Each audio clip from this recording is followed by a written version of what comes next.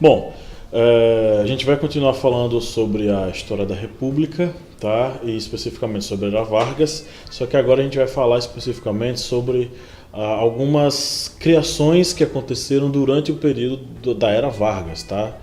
A primeira delas aconteceu ainda no governo constitucional e a segunda em pleno Estado Novo, em plena ditadura. São duas coisas fundamentais. A primeira delas está ligada ao direito ao voto.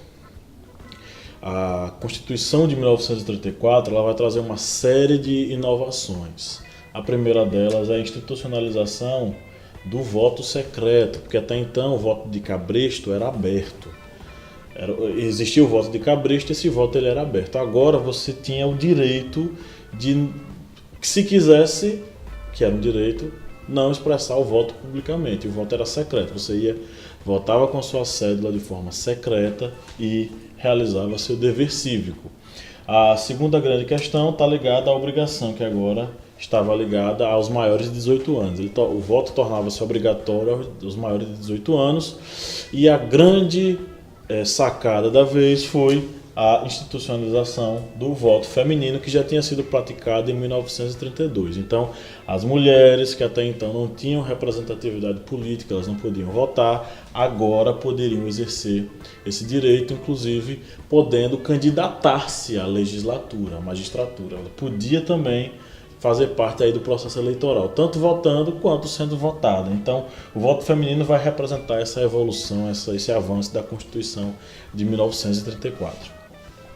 E a terceira questão relacionada ao voto é fundamental, que é a criação da Justiça Eleitoral. Gente, é uma coisa básica. Um órgão que fiscaliza o processo eleitoral não existia ainda, né? Então, é institucionalizado na Constituição de 1934 e aí agora você tinha um órgão fiscalizador do processo eleitoral. Então, o voto secreto, obrigatório para maiores de 18 anos, as mulheres podendo votar e também podendo ser votadas, e especificamente a Justiça Eleitoral aí fazendo a organização e a análise, a mediação e a fiscalização do processo eleitoral. Então a Constituição de 34 ela vai ter uma série de avanços fundamentais. E a outra coisa que nós temos que falar é sobre a consolidação das leis do trabalho, a CLT, que é uma criação do Vargas e é institucionalizada por lei no dia 1º de maio de 1943.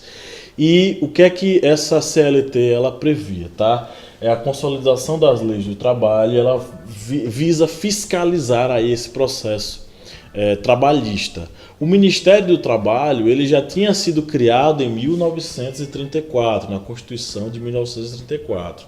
Mas só em 43 é que, de fato, 9 anos depois, né, a gente vai assistir à criação da consolidação das leis do trabalho, mediante a utilização da carteira de trabalho, mediante também a criação de uma previdência social, de assistência a esse trabalhador, que vai ter um momento em que ele vai precisar da aposentadoria, vai precisar de auxílio, de pensão, diante de algum tipo de invalidez, e ele vai ter aqui na CLT o seu espaço de segurança.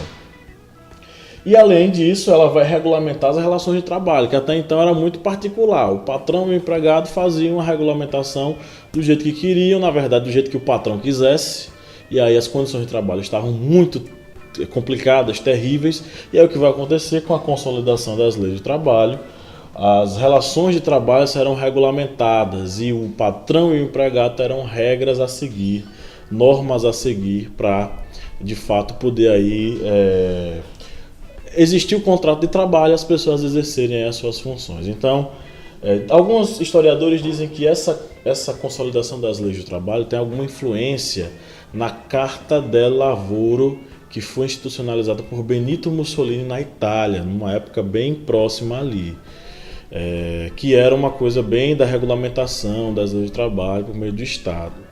Dizem que há uma influência sobre isso.